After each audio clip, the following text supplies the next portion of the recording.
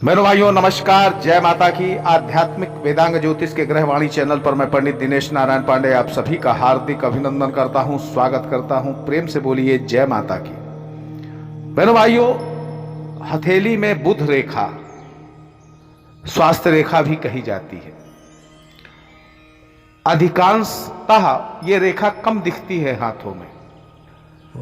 बुध रेखा बुध पर्वत से निकलती है और बुध पर्वत सबसे छोटी वाली उंगली, जिसको हम कनिष्ठिका कहते हैं, उसके नीचे का जो क्षेत्र उभरा हुआ होता है उससे बुध पर्वत कहते हैं। और उस बुध पर्वत से निकली हुई रेखाएं ये बुध रेखाएं कही जाती हैं। स्वास्थ्य रेखा भी होती है, इसी को कहते हैं। बुध रेखा मुख्यतः स्वास्थ्य के एंगल से देखी जाती है, स्वास्थ्य कैसा रहेगा। लेकिन बुध रेखा से एक विशेष चीज देखी जाती है, आदमी की काबिलियत, उसकी महानता, ये विशेष रूप से देखा जाता है।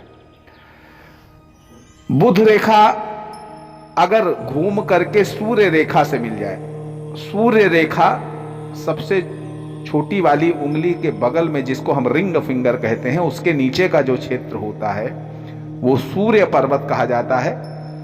तो अगर बुध पर्वत से, यानी सबसे छोटी वाली उंगली के नीचे के पर्वत से एक रेखा निकल करके और सूर्य रेखा से जाकर के मिल जाती है, तो ऐसा व्यक्ति बड़ा बुद्धिमान होता है, बड़ा कुशाग्र होता है, मेधावी होता है और जीवन में अपार सफलताएं प्राप्त करता है।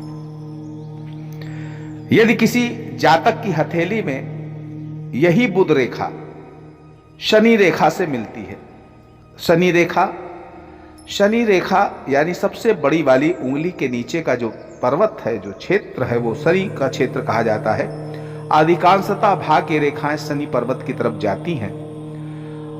तो अगर बुध पर्वत से निकल करके कोई रेखा शनि पर्वत की तरफ जाती है, शनि रेखा से मिल जाती है, तो इसका मतलब ये होता है कि ऐसे व्यक्ति के अंदर अलौकिक प्रतिभा होती है, एकाग्रता होती है, बड़ा धैर्य होता है और इन गुणों का विकास होता है।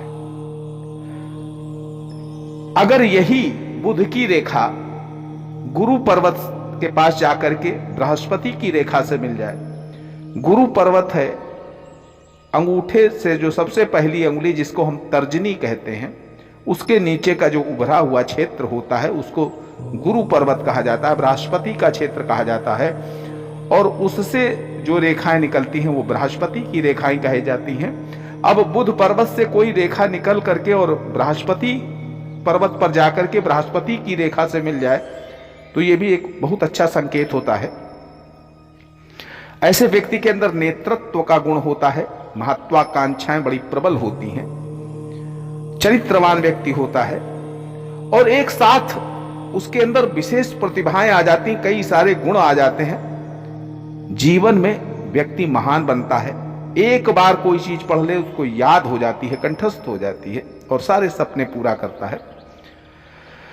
यही बुध रेखा अगर मस्तिष्क रेखा का स्पर्श कर ले तो व्यक्ति अच्छा वैज्ञानिक हो सकता है, साहित्यकार हो सकता है और ख्याति प्राप्त करता है।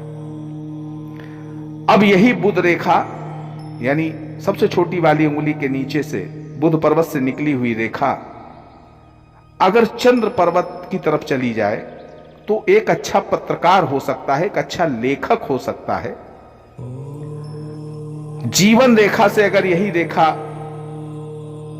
निकल करके मिलती है, अब जीवन रेखा की तरफ अगर जा रही है और बीच में राहु पर्वत तक ही जाकर के रुक जाती है, तो ये थोड़ा सा नेगेटिविटी शरीर के अंदर पैदा करती है, मानसिकता गड़बड़ कर देती है, व्यक्ति कुटिल भाव का हो जाता है और ऐसे व्यक्ति समाज के विरोधी तत्व कहे जा सकते हैं। बुध रेखा को, यही बुध रेखा अगर जो विवाह रेखाएं हैं उनको काटती है तो विवाह में अड़चनें आती हैं। अगर हृदय रेखा तक जाकर के अगर ये ठहर जाती है तो भविष्य को बिगाड़ने के विचार पैदा होते हैं, यानी ऐसा व्यक्ति अपने भविष्य के प्रति गंभीर नहीं होता है। मेरे भाइयों, अगर यही बुध रेखा गहरी जाकर के जीवन रेखा से जुड़ जाती है तो स्वास्थ्य से संबंधित कुछ दिक्कतें होती हैं।